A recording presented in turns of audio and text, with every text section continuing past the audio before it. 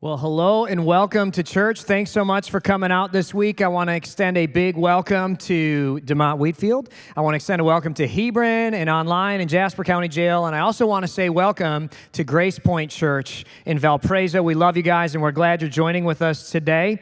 And I just love seeing what God is doing through you guys. I want you to know, Grace Point, you have been such a huge blessing and partner to us at First.church. When we were building our Hebron building, your church was so gracious. Pastor Ben was wonderful to us.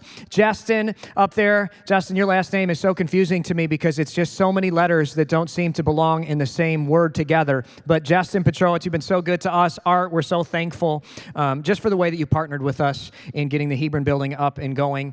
And man, you guys are joining in for a perfect week because we're starting a brand new series today called Legacy. And I'm really excited about this. Legacy is a meaningful word to me. It's our word for the year as a church. And that trailer that we just watched at the start of this message tells us what a legacy is. It's the sum total of our life, big or small, good or bad, that we leave to future generations. And I think all of us have a desire for our life to mean something after we're gone. And the older we get, the more imminently we feel this. At 37, it's so interesting, or I turn 37 next month, and it's so interesting to me to realize, man, like I don't have as much runway as I thought left, and I'm starting to think about end game stuff. What is the legacy I want to leave? This series is all about that. If you want to leave a rich and meaningful legacy for future generations, not just rich financially, but relationally, spiritually, and emotionally, you're going to want to lean into this teaching. What we're going to do today is pretty simple. I think a lot of you have figured out my formula, tell a story, look at some Bible, make some points. But today I'm spicing it up. Something totally different. I know this is crazy, but what I'm going to do is tell a story, do Bible and points at the same time. What? Oh my goodness. And then give a challenge. It's like, this is crazy. This pastor, you never know what's going to happen with him. But we will be going verse by verse through 1 Corinthians chapter 9, starting at verse 19. You can turn in your Bibles there if you'd like. We're going to get to it in a moment. But I had a big week this week. Momentous event in the Hill family, kind of big deal. One of the big events that happens for families every once in a while, we got a new car. And I feel a little embarrassed having such a nice car, being a pastor. This is the most rust-free car we've ever owned, And the other day, I was jacking up our Suburban. It's getting close to 260,000 miles, and, it's a good old Suburban, and the jack went through the frame, and I thought that's fine because it's still got the, the side and the top and the other side, who needs the bottom of the frame? I told my wife, though, I said, if the e-brake starts to come on when you're going over bumps, it means she's broken half and just pull over, and I'll see if I can get some rebar welded in there or whatever. But anyway, I got my wife a beautiful car. It's relatively low miles for us, lowest miles car that I've ever brought home to her, 174,000, 2002 Buick LeSabre. And this thing is awesome. And I know it's in such good shape. I actually went to the junkyard, got 4 new tires for it, and I was changing it, and I can jack it up anywhere. It doesn't go through any part of it. It is mint. If people in town would just say, hey, you know what, it's actually older than it looks. My son named it Golden Pikachu, and I love it. This thing is awesome. It's got all leather seats. None of them are even ripped. The headliner is, extra low. Kind of helps me with my hair.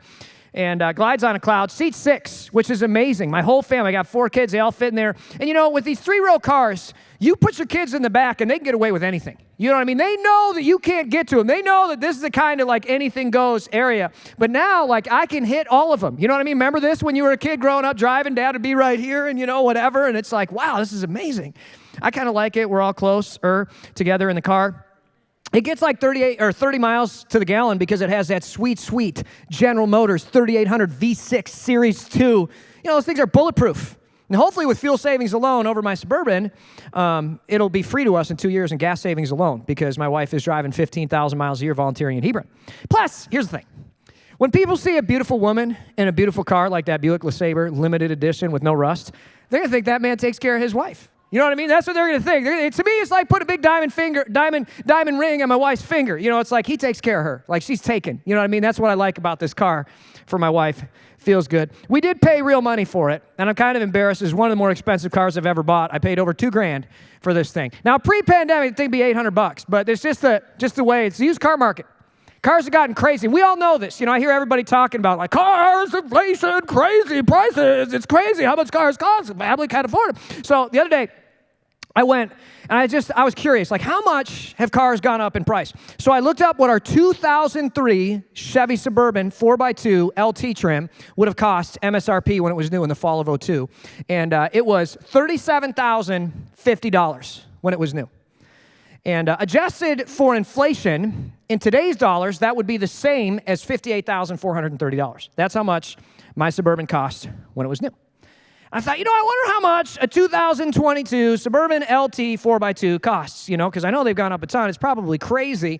And I looked it up, and it's $58,700, which is really interesting, you know what I mean? Because we all got to find something to complain about. But this tells me a few things. Number one, our lives are actually really good. Because if you consider a 2022 Suburban compared to a 2003 Suburban, it's like it's got like ray guns coming out of its side. I mean, this Suburbans today have they got massagers, they got heating. I mean, it's crazy all the stuff they have. It's just so much better. And secondly, this is a really big deal. I forget what a big deal inflation is. I mean, holy smokes! If I just bury my money underneath my mattress, it loses $21,000 in 20 years. Like, where does it go? It goes away because inflation gets you. Now, it can be defined in a lot of different ways. At its core, if we print a whole bunch of money and we don't make stuff, then stuff is going to get more expensive. Just talk to DC about this. We got our Daddy Trump bucks, and then we got our big Biden bucks, from the stimmy checks. And it just turns out that, if you print all that money and you don't make stuff's going to get more expensive. It's called inflation, whatever. And I would say that inflation, to another extent, is the cost of not committing your time to anything. Because time is money, money is time, right? And when you don't commit your time or money to anything, the potential of what it can purchase is decreased. What's crazy is if I didn't buy a Suburban in 2002, instead, let's pretend that I took that Suburban money, the $37,050, and I invested it in an S&P 500 index fund for 20 years, up until today, it would be worth $262,501, which is crazy. You know what I mean? That's like 4.5 Suburbans worth today. That's a lot of Suburbans, could you imagine? It's a whole fleet of Suburbans. It's ridiculous. It's a lot. Now, inflation, I brought in this little chart that I want to use today. Inflation, at its core, is the purchasing power of your money being diminished over time when you don't commit your money to anything. And this line right here represents total money. Up here is, we'll say, $262,000. Right here is one Suburban's worth of money. And down here, we'll say, is 0K. And this axis here is time, right? So over the course of time, this is the nominal value. If the value of my money stayed the same, it would be 58K here, right? And if I don't commit my money to anything, and I just bury it under my mattress, $37,000 in 2002 would slowly become worth less and less, right? Because of inflation. Now, if I committed to the S&P 500, instantly the purchasing power of that money would be gone to me. I would give up my freedom, but it would quickly return because I could sell it, but it would go down to zero, And then over the course of time, it would slowly become worth more and more, right? I mean, that's the way investment works. Now, money and time do crazy things. And the reason why money gets worth more and more over time is because it compounds. And what people don't realize is our time compounds. Right? And time and money are really the same thing. They represent the same thing. And when you faithfully invest in something that you're committed to, the value really does increase. Because the best things in life come from quality commitment. Quality commitment. Small deposits of faithfulness over a long period of time. And I think what's causing people to miss out on the best things in life today is because of a failure to commit. I think we live in a society that has major commitment issues. I think that a lack of commitment is the greatest threat to leaving a good legacy in our culture. Failure to commit causes the potential of our life to ebb away to less and less. The longer you wait to commit your life to something, the less potential there is with your time, right? Because you have less time left on earth. This is just the way that it works. We all know people who have commitment issues. You know the people I'm talking about. People who just flipped from thing to thing, car to car. Job to job, vacation to vacation, career to career, city to city, friend to friend, marriage to marriage, baby mama to baby mama, relationship to relationship. Some of these people are super talented, some are not. What they all have in common is a commitment issue. And on the outside, it looks kind of liberating, doesn't it? I mean, they're free to do whatever they want. They do the things we dream of doing on Instagram, Yosemite, Glacier, Europe, whatever. The problem with these actions is that they miss out on the compounded benefit of quality commitment. Beginnings are fun. New beginnings, starting over is fun. The problem is if you start over and over and over again, you never accrue anything in your life. You don't. This doesn't result in richness. It results in the value of our life ebbing away, less and less. If you want to be rich in relationships, rich in love, rich in money, you have to practice quality commitment. And it's so interesting. You see different kinds of people all the time with different earning potential. You see that union laborer, humble job, makes $55,000 a year, works his whole life, faithful, give, save, and live, and they retire at 65 with $5 million in the bank.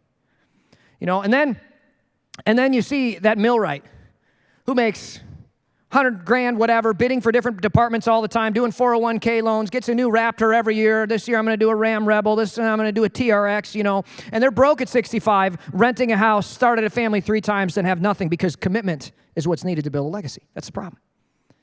Paul is the greatest pastor of all time, and probably, I would say, the greatest expert on commitments besides Jesus that we have in the Bible. He was a super committed guy. 1 Corinthians chapter 9, starting at verse 19. We're going to go through it verse by verse. But I think Paul outlines 3 points on commitment that are super helpful. And Paul is the most influential person in human history besides Jesus. Because of his teachings, his legacy, women and children are valued as more than cattle today. Like if you're a feminist and you hate the teachings of Jesus and the teachings of Paul, the reason you're educated and the reason you're able to speak out on it is because of the teachings of Jesus through Paul, which is kind of cool. Like that's what he did. As a matter of historical fact, this guy is incredible. He left an incredible legacy. He did it through commitment. And he tells us how he did it. In 1 Corinthians 9, starting at verse 19, he says, "Even though I'm a free man with no master, I have become a slave to all people to bring many to Christ." And here's what he's saying. He's saying commitment means giving up our freedom to get something better. Giving up our freedom to get something better. Paul gave up his freedom to bring many to Christ, right? And that's a big deal. This is what this looks like. When you commit to something, you give up all your freedom, but you get it back slowly over the course of time. It accrues into more and more. I did this when I got married. You know what I mean? Like when I got married, I gave up my freedom for sure. I gave up my freedom to date other women. I gave up my freedom to flirt with other women. I gave up my freedom to buy cars without consulting somebody else first. Definitely something I'm still working on, something I need to remind myself of. Sorry, honey, for the many more than a dozen times that I've done that. My bad. For that matter, I gave up my freedom to go to the bathroom at home without permission. This is not something that I knew I was going to give up. When I got married, I realized this is something I actually have to ask for permission for because reasons and things. I gave up my freedom to watch shows or just get lost in a book. I gave up my freedom to travel wherever I wanted, whenever I wanted, without consulting someone besides my wife, or consulting someone first. But I got my wife, and she is much better than all those things, like at least 75% of the time. Now, there have been seasons where she wasn't better than those things some of the time. And this is what people don't realize. When you make an investment, sometimes it goes up and down, right? And if you quit right here, you're going to say, oh, commitment's terrible, toxic, awful. Right? That's a thing about the stock market. That's a thing about commitment to people. That's a thing about commitment to the community. And all the sociological data tells us that in aggregate, long-term commitment to friendships, to community organizations, to churches, to clubs, to different things, long-term commitment brings great benefit to our lives. There are a few times where, commitment can bring about toxic things in your life, but by and large, commitment brings about good things in our life. And I always say this, I've had people come in my office and they just give me the whole long list of all the bad luck that they've had. Just bad commitment, and it's terrible, and it's toxic. And I always tell them this, it takes 2 to be toxic. You know what I mean? And the common denominator in all these things, your parents and your kids and your ex and your other ex and your other ex is you. You know what I mean? Like maybe it's time to take a look in the mirror, because maybe it's not that they're all narcissists and socialists or and sociopaths. Maybe it's you. But in general, commitment is a good thing. And I will tell you that no commitment is also a commitment to something, and it will ebb away the value of your life. And I think that's something that's worth remembering. Commitment means giving up our freedom, but we get something better. Is there any freedom that you're holding on to that's keeping you from enjoying something better? It's fun to be 20 without a care in the world. It's terrible to be 45 without a care in the world because you've wasted the last 25 years of your life. And we all know people, 45, never committed to anything, hasn't committed. It's like, wow, dude, what happened? For me, I had a tough time committing to Jesus. And I'm going to be honest, sometimes Jesus has made my life worse. But I'm not going to quit at the dip because I know as a whole, Jesus is blessing my life greatly. Paul goes on in verse 20. He says, when I was with the Jews, I lived like a Jew to bring the Jews to Christ. When I was with those who followed Jewish law, I too lived under the law. Now, this is interesting, and we're preaching the Grace Point this summer, or today, and I want you guys to know I know how to preach, and this is like a bonus point. This isn't one of Paul's main points. This is just a little bonus expository theological blessing I'm going to give to you guys. But Paul right here, notice he says, I live like the Jews, and I live like the Jews who lived under Jewish law. And he makes a distinction between both of them. And I think this is something that's worth noting for us, because have you ever met a Christian who doesn't live like a Christian? It's like, why don't you? And Paul's like saying, this happens. There's people who claim to be religious who aren't religious. And as a church, we got to reach all of them, both of them. There's people who live under this law. They're legalistic. They're also not following God. Like, it's interesting. We have to reach all of them. That's great. It's a good point, right? Verse 21, he says, when I'm with the Gentiles who do not follow Jewish law, I too live apart from the law so that I can bring them to Christ. But I do not ignore the law of God. I obey the law of Christ. When I'm with those who are weak, I share in their weakness, for I want to bring the weak to Christ. Yes, I try to find common ground with everybody, everyone, doing everything I can to save some. Like that verse. What he's saying here, and at first this point isn't going to make sense, but then you're going to see it in here. What he's saying here is good commitment asks legacy questions rather than selfish questions. And this really, really matters. Paul is so remarkable because he doesn't just play for himself. He doesn't just ask, what do I want? What do I want to do? What's the benefit for me? He wants to bless people, and he wants to make the world better. He's asking legacy questions. And this mindset is so absent for most of us considering what to do with our lives. We ask selfish questions.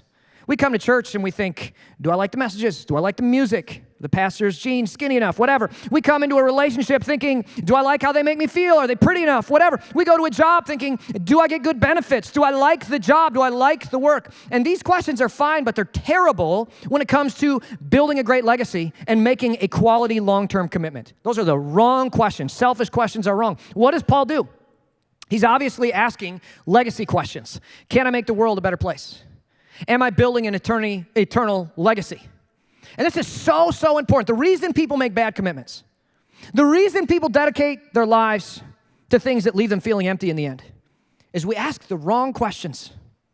Good commitment questions build a legacy. Good commitments focus on life 20 years from now, and if you are spiritual like I am, because something doesn't come from nothing, obviously God exists, then we're asking eternal questions. Good commitment questions. What you do is you look at the Suburban now and you say, 20 years from now, I'll have 4 of them and I can give 3 away if I buy a turd now. That's my equation, at least in my mind. So don't ask, what do I get? Ask, what can I give and what legacy can I leave? That's a legacy question. When it comes to committing to things, like committing to a church, don't ask, do I like it? That's a wrong question to ask. Don't ask, do I like it? Ask, can I change? Eternity's here. Years ago, our church was really good at asking this question, do I like it? You know what? We loved our church. 25 years ago, it was a country club that catered to our personal preferences, and it was awesome. We showed up, and we loved it, and we were shrinking, and we were dying, but we loved it, That's what you do. You make the church what you like, expository, verse by verse, deep, rich, Bible study, whatever else. But the problem is, that's not a deep, rich church. A deep, rich church does what Jesus tells us to do, which is make disciples of Jesus Christ, all the nations of the earth, right? And so we started asking this question, can we change eternities here? Because we want to be a deep, rich, disciple-making church, not just something that's shallow and does Bible studies and gives you theological knowledge. We want to go deeper than that. 25 years ago, we changed the question we were asking. Here's the thing. It was hard because for a lot of us, we liked church less. The music wasn't what we had grown up with. The buildings began to change, but we started to leave a legacy of generation after generation. And today, in the last 7 years, we've seen over 500 professions of faith. We've seen over a dozen formerly suicidal people choose not to kill themselves after coming to our church. We've seen marriages saved. We've seen grandchildren coming back to the faith. And we realize this legacy question, we might like it less, but when we see the legacy we're building, we like it way more. Grace Point, I know God is doing similar things at your church. I know that you guys recognize we want to be a deep, rich, disciple-making church. Jesus tells us to make disciples, so we have to be a place that can change eternities. Eternities, not attorneys. We don't want to change attorneys. What is it? Instead of a legacy of a church that died when we died, we're a generational fountain of life that is changing cities one life at a time. And I like that way more. I'm glad we committed to it. I like being a part of a church that is generation after generation. People come and go, pastors come and go, but a church is for the generations.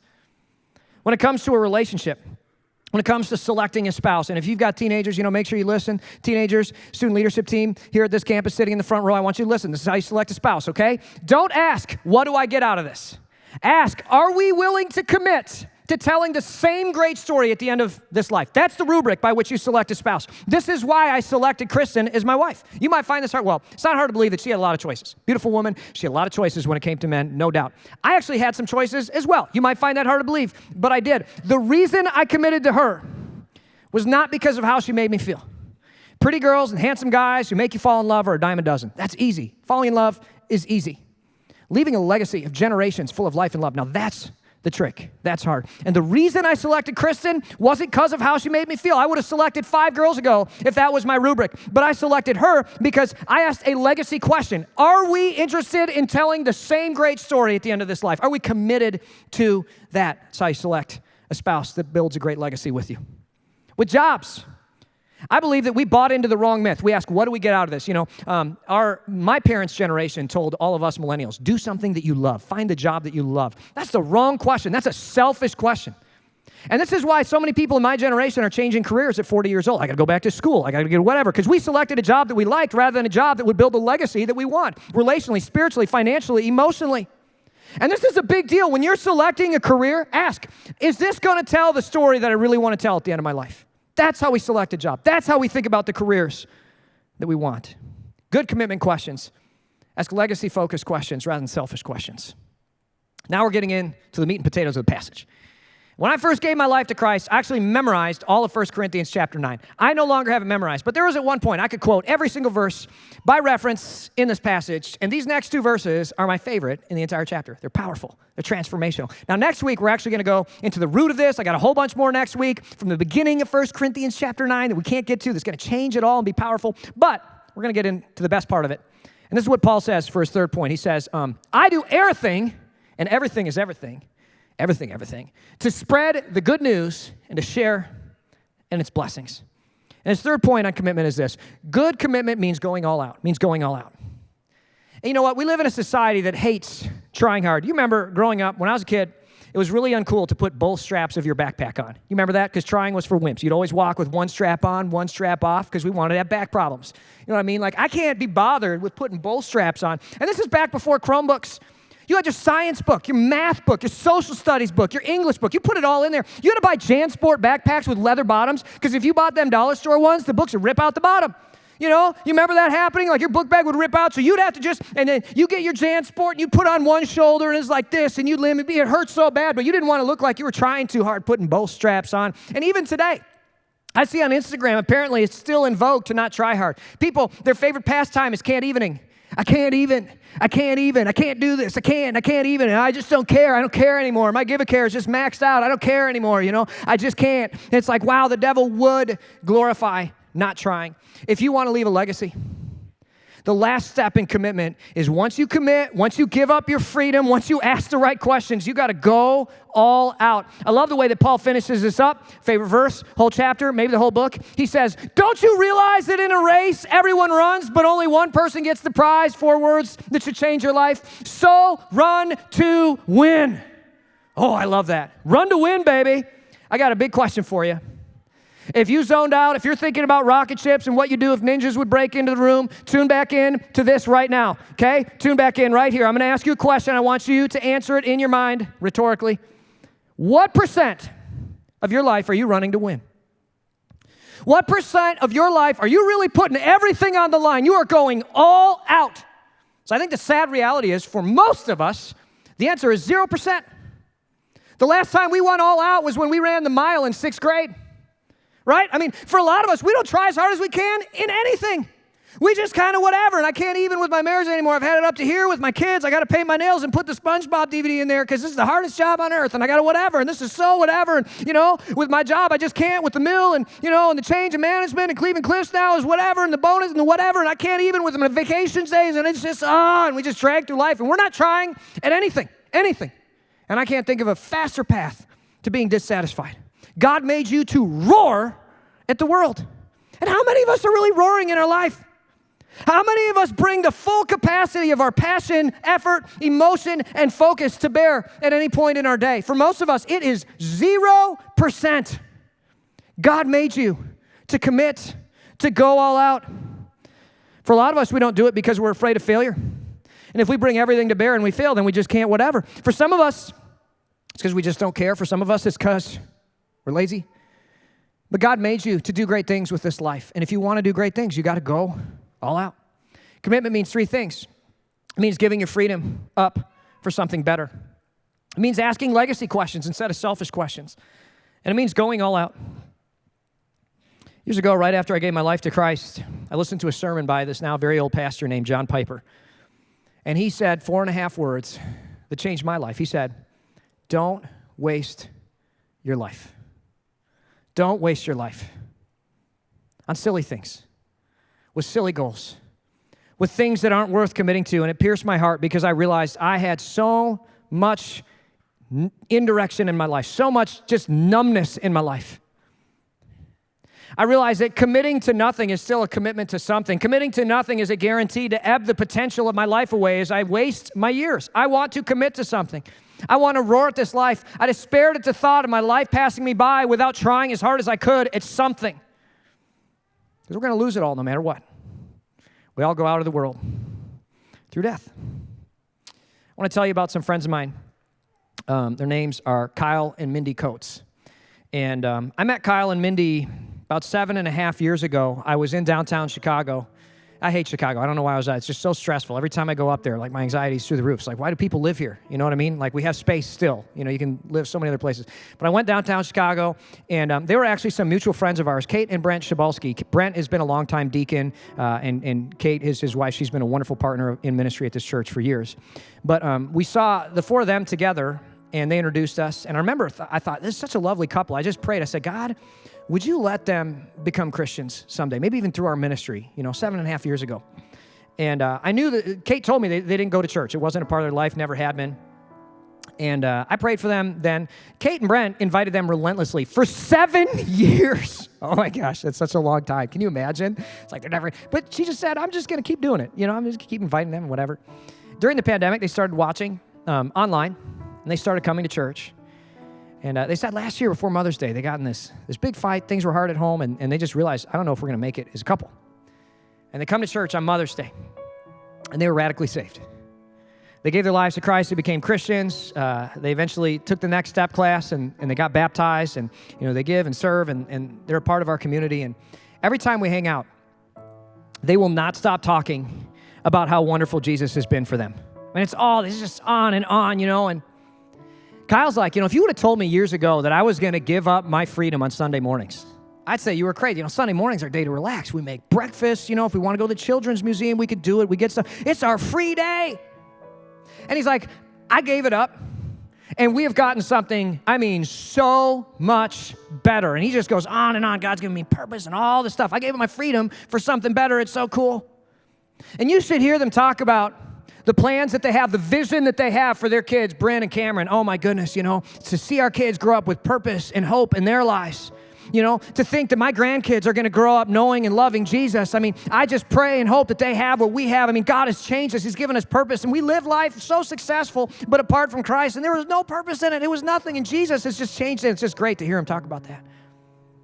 And lastly, this family is all out. They are committed. They never miss a Sunday. As for me and my family, John and Kristen Hill, we're committed to 50 Sundays a year. Even if we weren't pastors, that's what we do, I'm committed to going to church 50 Sundays a year, this church. Even though I could, go somewhere else while I was on vacation, I'm coming here. That's what it means. And Kyle and Mindy have had a really similar commitment. They don't miss for anything. And Kyle and Mindy own a large company, and the other day they had a job that was not going well. And he was doing like 13, 16-hour days. He said, I'd get up at 4 in the morning, I'd go to work, I'd come home super late, long after the kids were in bed, get up at 4 in the morning, same thing. And a couple of weeks ago, they had a set of friends from church coming over for dinner on Friday. And he called his wife at 4 o'clock, said, Mindy, I know you got the meal ready, I know they're coming, I'm not going to make it. I can't. This job is just going so poorly, I have to stay on the site. And she handled it great. Ladies, did you hear that? She handled it great. It's amazing. Because I don't know that I would necessarily always get the same reaction. Chris, just kidding, she'd handle it great too. But that is amazing. But anyway, he gets home late, just in time to say goodbye to the company as they're leaving, and gets up the next morning, Saturday, 4 a.m. to work all day, comes home late. Sunday, gets up, ox is in a well. He has to work on Sunday. So he goes in, 4 a.m., and he's with the guys way up north. Come around 9 o'clock, he says, guys, I'm going to leave. I'm going to go to church. I'll be back in 2 hours. This is what me and my family do, and this is what I do. And they can't believe it because, this is their boss. I mean, he didn't love Jesus before this. They've been watching him change, but he goes to church, and he just said he was so filled with life. He's like, it was amazing. I was like, yeah, what was amazing? He goes, the music just filled my life. I said, what about the message? He goes, yeah, it's fine too. And thanks. Filled with life, hugs his wife and kids, kisses them goodbye. Hadn't seen him all week, but sits in there, has the word of God sown into his life. He's like, John, I was just filled with so much more hope and vision and direction. It just made my day. It made my week. It helped me understand that I have what it takes to get through this, that God has a plan bigger and badder than this bad job that I'm dealing with. And he goes back, and his employees are like, what's gotten into you? Like, you would just leave. He's like, yeah, and he worked another 10 hours. He's like, you would just leave to go do this? I mean, why? What are you getting? He's like, you don't understand, guys. I would drive to Indy every Sunday, if that's what it took to experience Jesus like I'm experiencing him in my life, my marriage, my family, my head, my mind, my anxiety. I mean, God has given me a hope for everything. He's going all out. They're committed, they're giving, they're serving, they're baptized, they're leading because of Jesus, because of a commitment to Jesus. And here's the challenge I have for you today. I'm heartbroken at seeing people waste their lives, not committing to anything. I want to challenge you to commit. 3 things, 3 areas of commitment. Number 1, I want to challenge you to commit to church. Commit to church. I meet people all the time are like, oh yeah, I've been coming on and off for the last 2 years, 3 years. I go over here, I go to lots of churches, I go to whatever. Look, commit to a church. Build a community there for the generations. Pastors come and go, but a church is for the generations. Give your family the gift of a fountain of life in their community. Show them what it means to be somewhere through thick and thin. I'm tired of a culture that every time there's a conflict, we take our toys and go home. Stop that. Say, I'm committed to building relationships, building the kingdom of God through thick and thin for the generations. And don't go to 5 churches, go to 1. I don't care if it's this one or Grace Point or Grace Fellowship or Calvary or First CRC. There's plenty of great churches around, but commit to one and say, as for me and my house, we'll serve the Lord, and we're going to do it in this faith community together. And take a next step class if you want. We would love to have you say, this is my church. And I love it when people say, I love what you're doing at your church. I love, how great your church is. But I kind of hate it. What I wish people would say is, I love my church. I love this house. I love worshiping God here. That's what I want. Second thing, commit to a relationship with God. There's so many people, God is like a spare tire.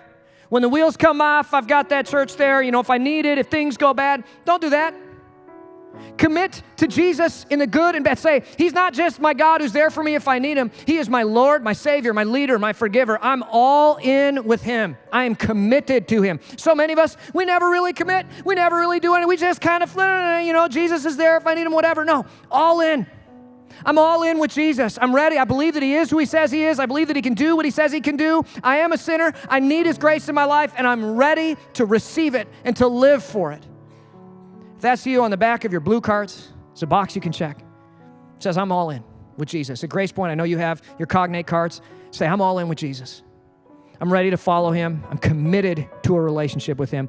I want you to think about the legacy you're going to leave. Based on the relationship with God you have right now, today, the way that you're following him, what are your kids going to do with their faith? What are you going to say to God when you stand before him in heaven? Are you actually committed to Jesus? For so many of us, the answer is no. I want you to go all out, which brings me to my 3rd commitment statement. I want you to run to win in life. I think there's a lot of us pre-COVID, we were all in. We were committed. And I think what has happened to COVID is it's made us decommit from everything. It's made us start to live a little bit just non-committal. And I want to ask you, longtime Christians, I want to ask you, new to Christ, I want to ask you, exploring, to commit to run to win in your life. We only get one go around. Life is a mist here one moment, gone the next. It is so short. I can't believe that I'm a middle-aged man. My daughter's 10 years old. This life is going by so fast. I want you to run to win with everything you have. I don't want you to get to 80 and say, I never really tried. I want our church to build a legacy that we can be proud of, a legacy that echoes in eternity. I want us to roar at life and run to win. As we close, I want you to stand to your feet. All of our locations, Grace Point, online, Hebron, DeMont, Wheatfield, jail. Can't forget about you guys either. Love you. I want you to hear these words. I want you to receive the timeless, transcendent, inspired word of God through Paul, 1 Corinthians 9:24. Don't you realize Don't you realize that in a race, everyone runs, but only one person gets the prize? So run to win. Let's bring it. Let's build a legacy we can be proud of. Let's try as hard as we can in all things. Let's commit to the best things, to the legacy things. I can't wait for the rest of this series, but as we close out this first part, let me pray with you. God in heaven, I thank you for your grace and mercy, which is totally sufficient. I thank you that you have built a church where no one's perfect and everyone's welcome. God, you are the only hope, and today we respond in the only way that makes sense. We are committed to you as our leader and forgiver, and we are committed to going all out for your gospel, for your namesake, for your glory. God, would you make us a people who build legacies we can be proud of? Would you make us a people who roar with everything we have at this gift of life that you've given to us? And Lord, I ask that for all of us at the end of this life, we could look back at lives well lived from the perspective of ripe old ages, and we could see generation after generation that loves you. And we could hear you say, well done, good and faithful servants. God, help us to live lives that honor who you are and the truth of your gospel in our lives. In Jesus' name we pray. Amen. Let's sing this last song together.